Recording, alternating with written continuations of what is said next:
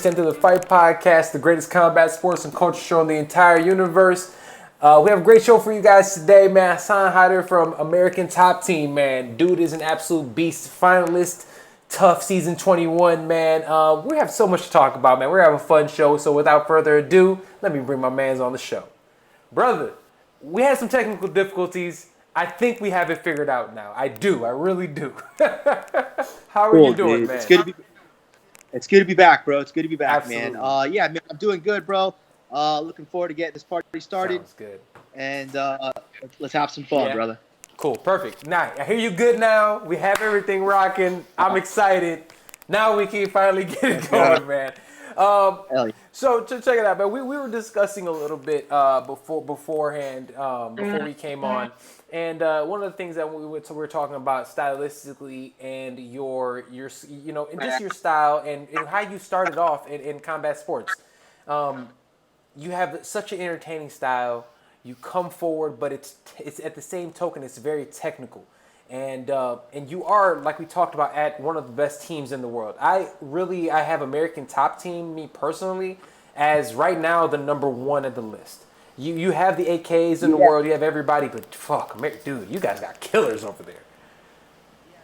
Yeah, man. I mean, the past 3 years, ATT's been nominated as the best camp in the world. You know, we have the most fighters in the UFC than any other team. We have more. We put more people in the top game than any other team. So like, and the best thing about ATT, bro, is you can show up on Christmas and you'll have a training partner to go hard with. You know what I'm saying? So like, it's just the depth, bro. You know, and iron sharpens iron, dude. So it's for sure, no doubt. Like I've gotten this far really because of my training partners, man. I mean, I got to ATT. I didn't take any amateur fights. My amateur fights were in the gym. You know, like to make the pro team, they put like me and my brother. My brother fights also. He was the main event down here, Hard Rock. He's like one fight away from getting the UFC. You'll be hearing his name real soon, bro. Dope, man. He's a monster, bro. He's a monster. He's got like a Mike Tyson KO power, but moves like Ali.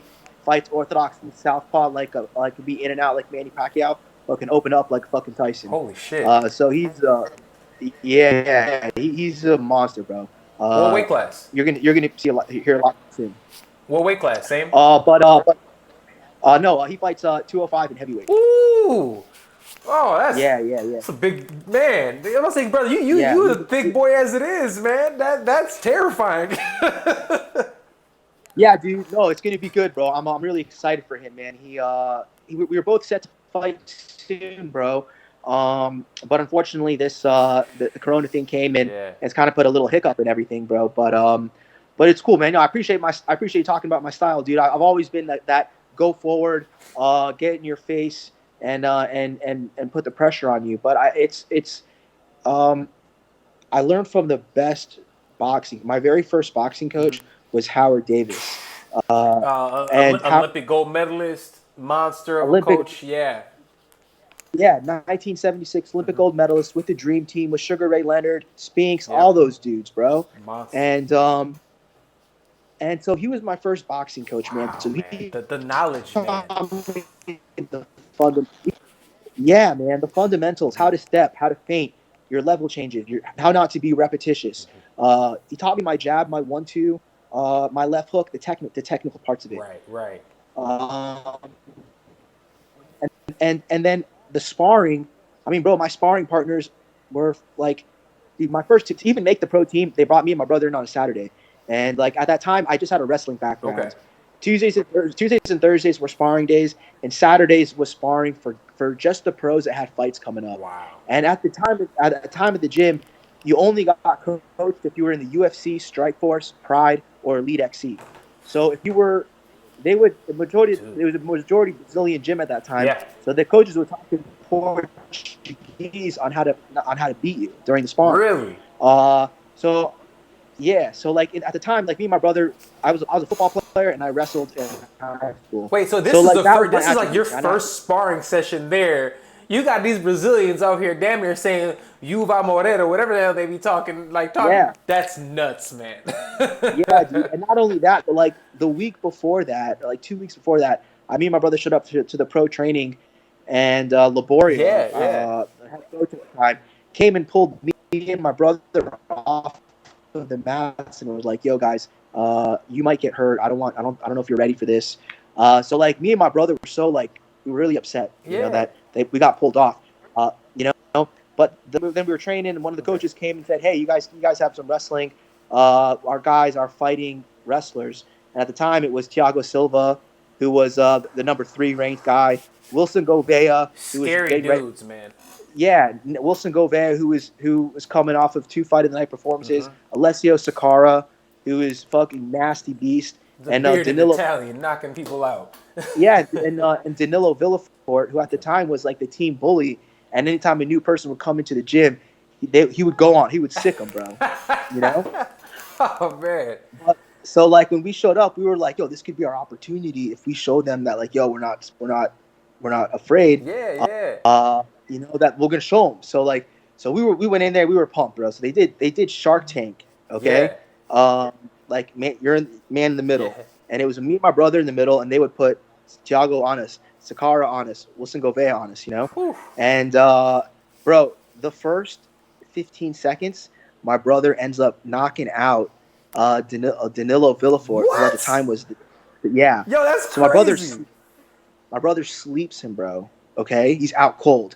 Then all of a sudden, all the pros came, and like getting in there, they were like, "Yo, fuck these Americans up, bro. These football players, throw what's up," So then all of a sudden, all the Brazilians that come running up to the cage, dude, and I look over, this game's knocked out, and I'm like, "Oh fuck, it's about to go down, bro." So like, I put in just bit down on my mouthpiece, and at the time, bro, I'm 190 pounds. Yeah. I'm going against guys that are all 230. Sakara, Wilson, Thiago Silva, they're beasts, bro. And at this time, they're like established guys in the sport. Yeah, and this was my first time sparring. Damn. Ever. Damn. That says a lot, man. Moments. Bro. Yeah. Yeah, dude. So like, bro, me and my brother, we ended up going at it with the guys, dude. I ended up, dude, I took Thiago Silva down twice. We were going at it. He caught my head and with his knee just went right to my face. Oof. And I ended up walking out there with 2 black eyes, a huge coconut on my head from the knee. Yeah. But I kept going forward. I kept throwing bombs. I didn't stop. And that's what they wanted to see. They wanted to see you not quit. Yeah. And afterwards, bro, I was so fucking pumped. I was so happy. I gave Thiago Silva a huge kiss on the head. I was like, yo, this is the greatest day of my life, bro. And then we got asked to join the pros afterwards. That had to be such a great feeling, man. Yeah, dude. So like it was something that we really like. It took like 6 months. We were training at ATT at 6 months for like 6 months at that time, doing jujitsu and we were wrestling, but we couldn't do anything else. We weren't allowed. But we were just like, when we got there, we were like, yo, we're gonna make the pro team. Yeah. And they got all sorts of fucking dudes, tough guys that try to come to the gym. So many. The pros. Bro, one of the only guys to ever come to America and then make it to the UFC. So like, it's I take a lot of pride in that, man. Dude, that's first of all, bro. Kudos to you and your brothers, man. Like seriously, that's you. I used to compete, and the first guys I sparred with were like Brian Gassaway and Shoney Carter, because like I said they're the guys, the pros in Chicago. But there ain't nothing like fighting Thiago Silva out there and those guys. Like that's crazy, man. So that's incredible, man. That says a lot about you, man. But it's cool because you have all these guys that are so high skilled, and with your style, like we were talking about. It's funny because the way, like I said, in developing, you can tell your style. It's everything now is calculated. It's not like, when you first get in there, it is like, I'm just surviving. It's not surviving and just fighting. You have this type of style that you're coming forward. It's aggressive, but it's technical. It's skillful and everything. It's really cool to see, man.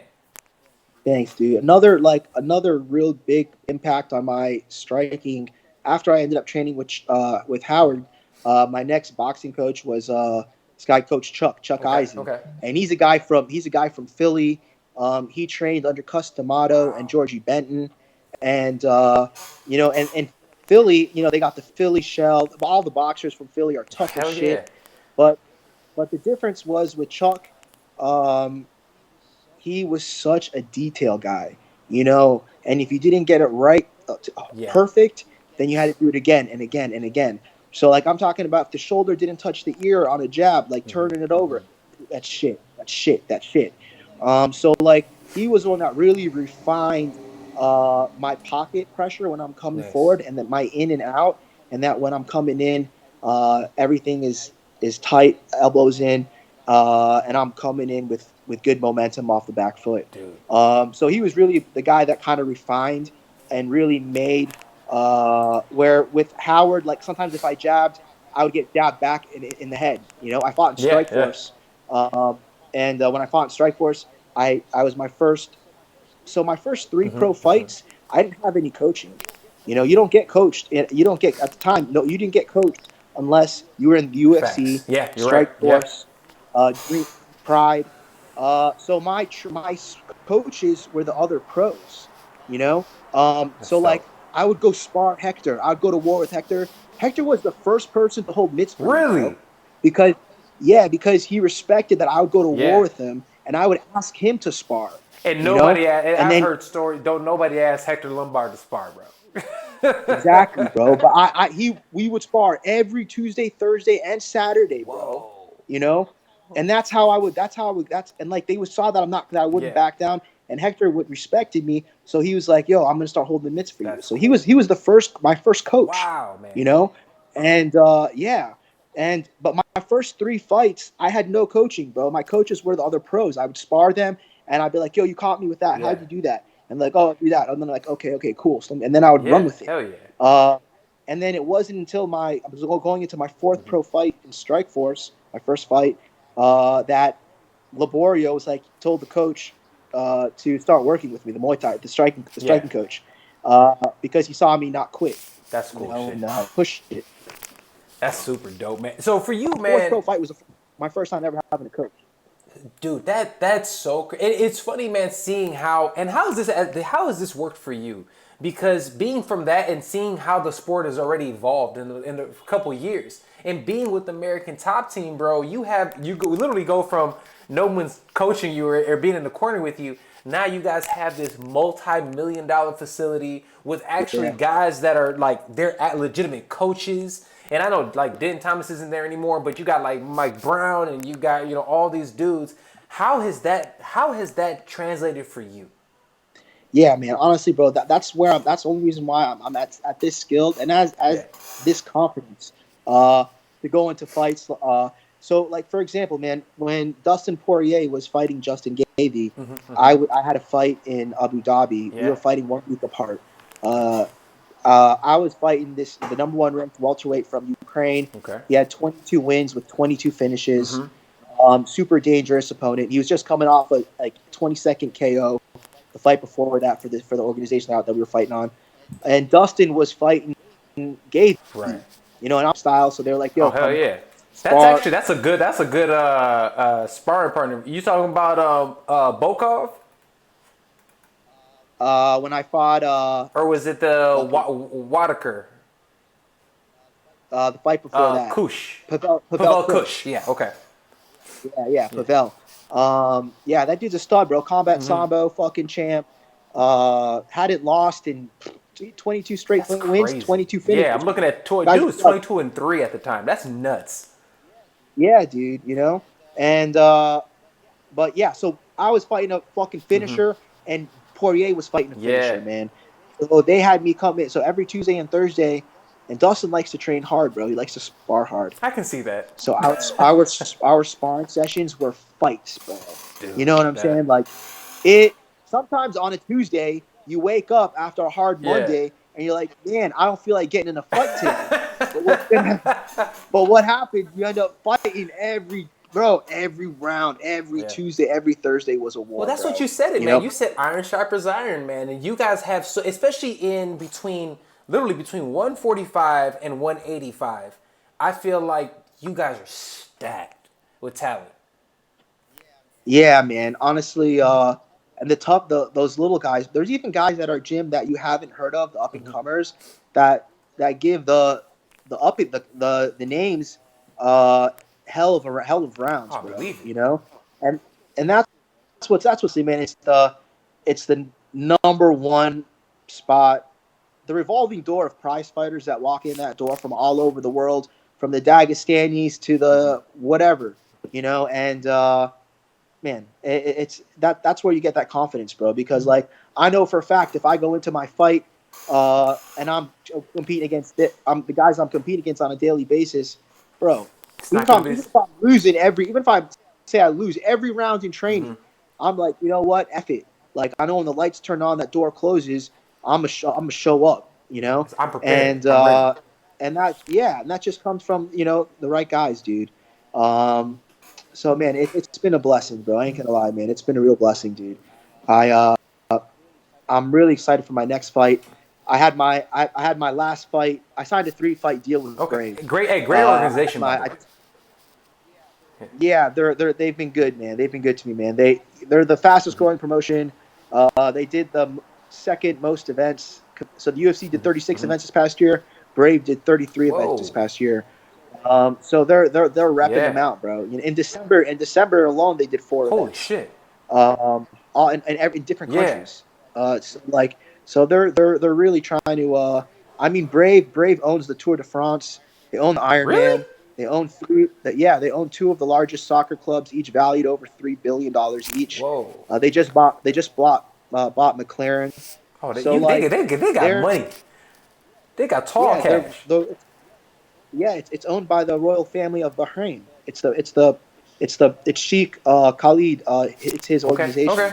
So like yeah, so like he treats it like it's his baby, bro.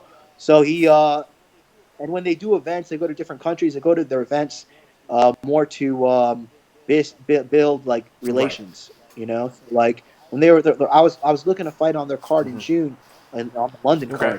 card, but that ain't happening anymore, man. But yeah, dude, I'm looking forward to getting back in there, dude. My last fight, I fought in Yeah. Kyrgyzstan and ended up breaking my nose first like 30 seconds, broke in 3 places, and my nose got sent under my Oh eye. man. But I kept fighting. What kind of sucked is we were in a third world country, um, so the food, they didn't have fruit. That's be Like when you're difficult. cutting weight, you want to have Yeah. fruits, Gatorades. They didn't have any of that, bro. And the food there was fucking terrible, bro. Every time I ate, That I was sucks. in the bathroom, Oh bro. man. I was like, dude, my ass was bleeding, bro. You know what I'm saying? That sucks. It was one of those weeks, Oh. bro. Weeks, Hey, dude. I was gonna You say, I was know? like, that can't be great for weight cutting, man. That's a No, suck. it was. Oh, I 188, 190 Yeah. after I went 170. But this fight, because I wasn't able to eat and put on weight, I only went into the fight 178 pounds. Oh So shit. I only put on 8 pounds. So that glycogen, that muscle glycogen, like I felt like I didn't have my legs underneath me, Right. No, even though I kept going forward, but I didn't. I felt weak than I shouldn't have been. That extra 10 pounds of muscle glycogen, it makes a That's a difference, huge bro. difference. Oh man. Yeah, Well, it. like I had brought IVs with me, so I was hydrated, so that was good. That's great. But I didn't have that. Uh, if you watch the video, you can't really tell, but I could tell. I was in there, Yeah, of man. course. Yeah, you feel it. Um, I know you can feel it. Well, that's it's interesting you bring that up, man, because one, I mean, obviously traveling and fighting all over the world, but especially like for instance, what's going on right now in just the world of MMA, right? With COVID and stuff, and there's all this uncertainty. Everything's really shut down, and as fighters, man, obviously this is where we eat, right? This is how we get paid. So waiting has to be difficult, but also the not knowing of having to fly wherever the hell you do. Like, how do you see COVID and how the organizations are dealing with it at this time? yeah, man, and that's what like I'm nervous about is Brave. All of their events are international. Right, right. So like for me, I got 2 fights left on my contract. If I'm going to go out there, I have to, you know, go on a plane for at least 15, 18 hours, Yeah. 20 hours, Wear the and ninja mask. yeah, but even what kind of I mean, bro, Yeah. that's still circulated air, and people from Forever. all Yeah. different countries are going to be on that plane, and especially once you're on international, every person from every different part of the world is in that Yeah. thing, bro. Yeah. And then you usually get on that plane once you arrive wherever Mm-hmm. you're going, then usually you have to go jump on that plane to another part of the world, so that so it's Dude. for me, I don't know when, and another thing is when are you going to be able to start training with people where guys from different parts of the world are coming to our gym Yeah. and we're sweating, we're breathing on each other, Hey, I have you don't, been I able to don't even know. train? Because I know, for instance, I know they're not letting people into the gym a lot. I actually just had Jose Shorty Torres on the team, on the show. Oh, Yeah, I cool. had him on Yeah, the show. Jose. I mean, he's a Chicago dude. You know what I said? We Yeah, spoke yeah. before, but he was telling me that they're literally not even letting people in your guys' gym unless you actually live there. Have you been able to train? No, ATT's been closed for over a month now. Oh, Yeah, in South Florida, pretty much all non-essential right, businesses have been right. closed. Um, so and the only guys that are training there are the guys if you have an immediate fight coming up, and it's a very select, maybe 5 or 6 Right. guys, and even the coaches are paranoid about coming in. You know what I'm saying? It's just It's a weird time. it's a it's a Yeah. weird time, dude. I saw that dude online. He was like, "Yeah, I'll fight on Fight Island, but just keep me there for 2 more weeks so I can quarantine Facts. after." You know what I'm saying? Dude, that's scary, bro. All right, bro. Yeah, but it's also the period where, dude, yeah, you're only gonna get paid if you fight, you know.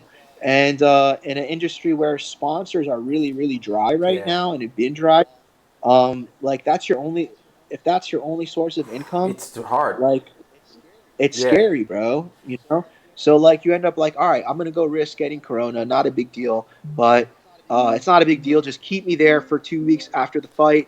Let me make sure I ain't coming home. I don't kill my, Maybe everybody else. you know. I honestly, it's funny, man, because you saying that is the first time that I've heard really anybody say that, and I think that makes the most sense. Wherever these fighters go to, you need to keep them there for another 2 weeks afterwards to make sure they're fine if they're gonna do it.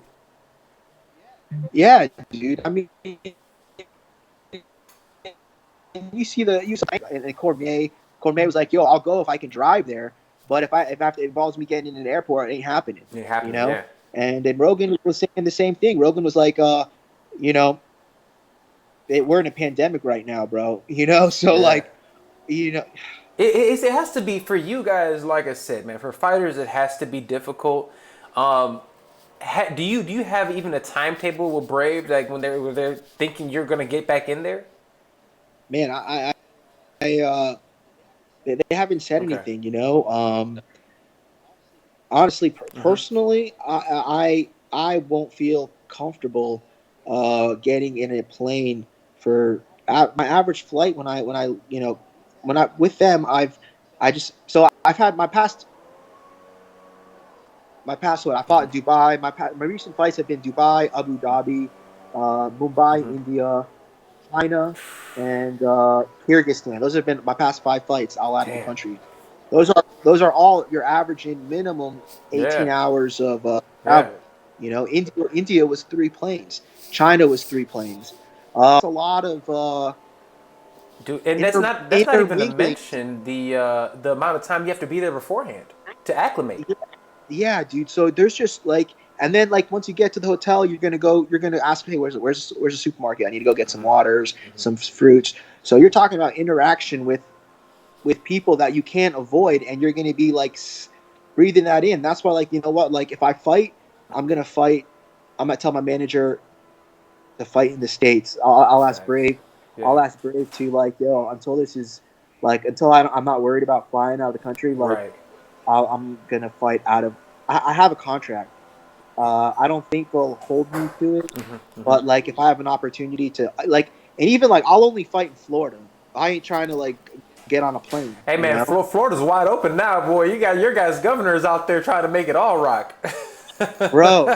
Our governor made surfing an essential Are you business, bro. serious? Surfing? Surfing, bro. Yeah, dude. Man, Florida's Bro, wild, man. They're so fucking stupid, bro. You know, I was watching, and I will say this, man. I appreciate your honesty and your candor about this topic.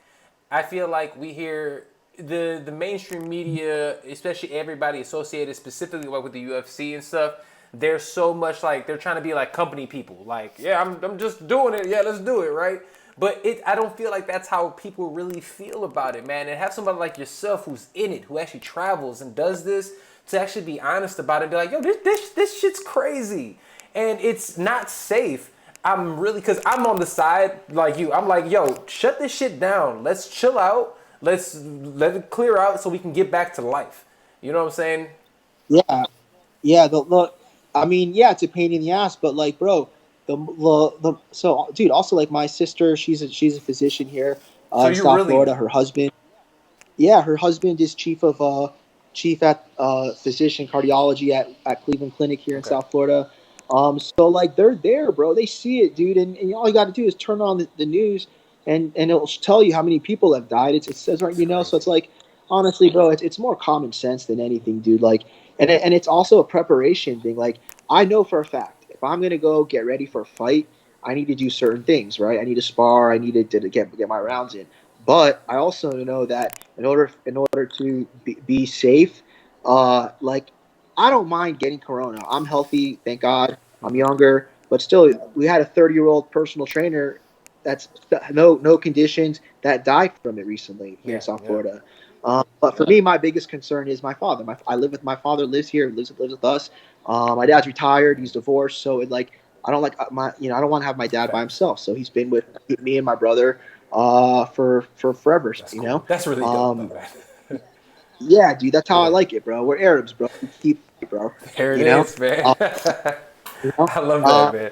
yeah, and if someone don't like that, then, like, yo, you ain't the right one. You know what I'm saying? And There it is. that's all I mean Yeah. personally, bro. You know. Um, but so yeah, dude, that's my biggest concern. Like, I don't want to be risk anything for Mm-hmm. my father.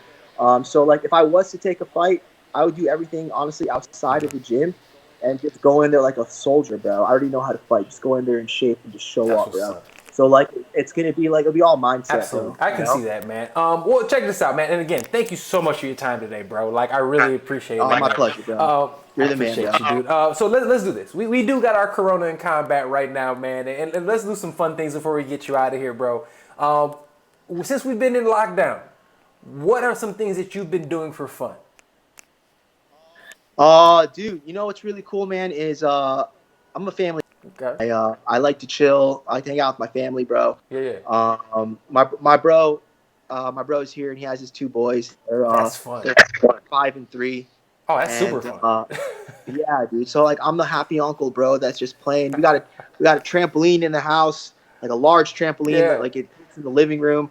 We got some Nerf guns, and we just play. I just have fun with the boys. Oh, bro, You you know. living the dream. Yeah, dude, it's cool, man. You know. So the kids are always entertaining, and I'm just enjoying, like, being an uncle, and yeah, man, I'm a family guy, bro. That's Like, cool. when I was in my young 20s, I enjoyed the nightlife, bro. But that shit gets old real quick, man. And Facts. once I turned pro, I was, I stopped. I never touched alcohol and any of that stuff again. So it was just my favorite party is a food party, bro. That's how I like to get down, bro. That's what's Yeah. up. There it is. Okay, let me ask you this then. And I've always asked everybody this before they get off the show. I'm going to ask you this. Give me one classic fight that you should tell people to watch. One fight of yours that would actually show people who you are. And give me one movie that people should be watching. Like a classic fight movie. Your favorite classic fight movie.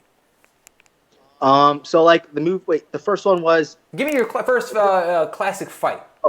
first classic fight Yeah. involving myself or anyone. Anybody, like your favorite fight that you're like, yo, you need to watch this if you're a fan of combat sports at all. Yeah, man. Honestly, I loved Ali Frazier, every one of those, bro. I like Sugar Ray Leonard versus Hagler, all of them, bro. You know what I like about Sugar Ray What's Leonard? up? When he lost, he said, "I'll never say another fighter is better than me. I have to fight him twice, and that's if I lose to him twice, then I'll say he's better than me, bro." I like that. And that's how I totally feel, Yeah. bro. One fight, a lot of times fights are who was better that day. There's so many certain factors. Of course. Were you healthy? so many factors, outside factors, whatever. And personally, bro, the fights I would love to have one more shot back at. I want to have the rematch with Vicente. I took the first You one, did, yeah. and he took the other one. But honestly, bro, when I fought him in the Ultimate Fighter, our fight was my third fight in 17 days. And then That's when I fought him crazy. and then when I fought him in the UFC, it was my fifth fight. That fifth fight in the UFC that year, and it was my sixth fight in 13 months. You know, so like, dude, like I didn't have any time to rest, bro. Yeah. Like, so I went into there. I Yo, was that's just unheard literally, of, by the way, for people who don't know. That's crazy schedule. yeah, it was. I went into that fight like the weakest I've ever been. Even when I fought Kamaru in the finale, that was my fourth fight that year, but it was my fifth fight in like 8 months. You know, That's a lot of so damage like, on your body too, man. yeah, dude. That's why, like, when I went into the fight versus Usman, bro, like physically, I had the most brutal training camp I've ever had in my entire career, bro. Like, it was just brutal. And then so I just went into there like I kind of as a shell of Yeah. myself. And against Usman, bro, you got to be on Yeah, point. he's a beast. You know? He really is a beast, Yeah. man. But that was still a good fight, too. Like, there were some points in time where, like, again, you had your glimpses, but you can tell if that's the case, especially hearing that now, like, it makes sense. You know what I'm saying? Thanks, man. But so those are the fights I'd like to get back. The rematch with Vicente, I'd love that. Usman, Yo, if I go in there those are two healthy, entertaining fights, by the way. I'd love those. Those are two fights I'd love back, bro. And like Sugar Ray said, bro, you ain't better than me. We got to fight. We got to do it twice. With Vicente, we got to do it 3 times. Yeah, hell yeah. I love it, man. Yo, is your teammate, man, is Game Bread, is he going to get Usman out of there?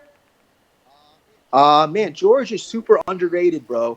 George can fight, man. He's people are gonna sleep on his grappling and his wrestling, but he is so complete as a fighter, man. He can scramble with the best of them, and he's phenomenal striker, bro. 40-something pro fights. He's my dog, bro. I've been to ATT since 2009, bro. Damn. So I'm an ATT soldier, bro. I'm an OG ATT dude. Just like George, man. He's been my dude since day one, bro. Man, I swear, I gotta get down there one day, man. When we open this shit back up, man, because I would just love even just to see the facility, man. Just because I know you guys. That's something special down there. Like that's a piece of history in terms of MMA, really down there. You hear me? Yeah, man. It's a very motivating environment, bro. Like just to even go out there and just see the people working, it's very motivating, bro. That's up, man. And on a sparring day, bro, grab some fucking popcorn. It's better than a pay-per-view you'll see, bro. Facts. Well, let me ask you this. In that case, for you, if you had somebody to see a fight of yours that really shows and encompasses you, like this is me as a fight, which fight would that be? Just to show like my KO power, I'd have them see my fight versus Nakahara in the season, but like. Or my knockout versus Joe Stevenson. That was 18 seconds on season 25. Yeah. And then, but Joe. Yeah, Joe's my dog. But like, you know what was kind of bullshit though is and they were like, oh, Hayder fought Joe when he was tired. Bro, we fought that one day apart from each other. Every Tuesday there's 2 fights. Every Wednesday there's 2 fights, bro. So like, I fought Tuesday, he fought Wednesday. So we fought, and then we fought each other again on Tuesday. So yeah, they were talking trash. Nah, y'all were in the same boat essentially. Bro, I was in a 2-round scrap versus Diego, and he was in a 2-round scrap with fucking I forgot his name. So like I can look it up. Yeah, but okay, so that's a good one, man. And then lastly, man, what's the movie, man? What you been watching? What should we be watching on this quarantine? What the hell have I watched, bro? You know what I saw recently that was pretty good, bro? Honestly, man, I like to laugh. I don't really like scary movies and stuff. It seems like as soon as I go to sleep, I become the main character and someone's trying to kill me and shit. Yeah, I can't have that. So I prefer to laugh, man. But I've been I saw The Irishman recently. Okay. That was pretty solid. That's a good one. Yeah, man. You got to give yourself your own intermission halfway through, though. Yeah, it's a long movie, bro. Honestly, man, I've kind of been slacking, dude. I've just been kind of like in one of my passions is like the crypto, Bitcoin, okay. and stuff like that. So like I I work for a company called Alliant. It's part of like my second passion behind fighting. Dope, man. So the market's 24 hours, 7 days a week, bro. So like, there's no mental break on it, bro. So like, I'm literally, when I'm not training, I'm working and looking at crypto and stuff like that. So like, that's what I'm going to be doing when I'm done fighting.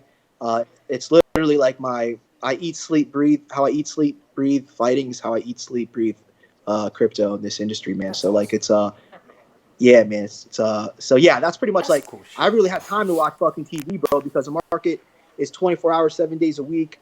You know, it's very correlated to the stock market. So like, man, I have like 8 analysts that I pay from 4 different companies that are on my payroll. So I'm up to date with research information. So like, yeah, dude. I really love hearing that, because, and this is, I really hate the fact, because I know I'm not like this, and I grew up with combat sports. I trained, I did everything. I wanted to turn pro. Things didn't work out for me, but at the same token, I still want to be involved in the sport. And one thing that I've always hated is people looking at the sport as if everyone in the sport are just meatheads and like these like savages and things like that. And that's not the case. You have so many people that have so much different nuance and intellect, and there's so many. And that's why I always try to tell people, dude, the people that are in MMA specifically, there's so many smart dudes and women in this sport. It's crazy. Absolutely, bro. The most dangerous fighter is the most intelligent one, bro. You know, your brain is your most powerful weapon. You can have those fucking badass skills ever, but if you can't control your emotions, you can't process things quickly at a very small period of time. That's it. How far? Well, in that case, the last one I'm gonna ask you then. Do you recommend a book? You know, it's a good book. I think I have it right here, bro. Check it out. This book is pretty good. It was called Finding. Finding Your Zone. Yeah. Okay. It's 10 core lessons for achieving peak performance in sports and life, and it's a super short book, but it's this guy. He's a sports psychologist, and he NFL kickers, golfers that are trying to get. So he talks about when you're getting ready for that one moment. In golfing, in order for you to get your pro card, you have to pretty much hit perfect for 18 holes. You can't mess up. You can't mess up one time. So yeah. So the type of mental strength, a long period of time, and how you get in that zone and how you face your adversities. Same thing. How he's talking about. He's worked with kickers in the NFL, where this is the last moment. You better not miss that kick. So like, type of relations. It's cool because I don't like reading long books, bro. You know what I'm saying? But they're short chapters and they're relatable, bro. I went to Florida State.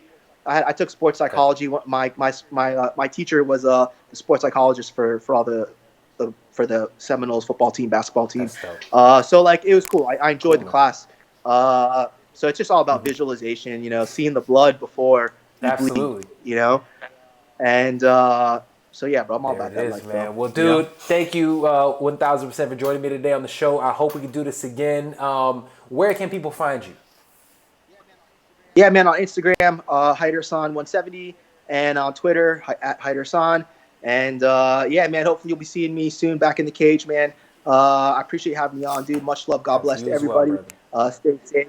And my respect to everyone. Hey, man, thank you again, man. Much respect. God bless you as well, brother. And like I said, much success in the rest of you doing. And hopefully we get you back on the show at some point, man. It'd be an honor, brother. Yes, sir. You have a good one, man. Take care. Right. Much love, homie. Thank you. All right, guys. All right. That was my conversation with Hayder Hassan, man. Good conversation, man. Good dude. And that's one thing, man, I love when people talk about the intellectual side of themselves, man. Not just a sport, we're just not like these savages who come in here and just punch each other in the face. I mean, people have nuance, they have different interests in things, and that's why I love these conversations, man. Great convo with dude, man, and like I said, we're going to keep this content coming, man, during this quarantine time and beyond. Don't get it twisted. Look, hope you guys have enjoyed our conversations today. We're going to keep the party going, man. So without further ado, this has been the greatest combat sports and culture show in the entire universe, the Fight Podcast. I've been your host, the Underground King, SERG VICENTE, and I will see you guys next time. right here on the Fight Podcast. Deuces.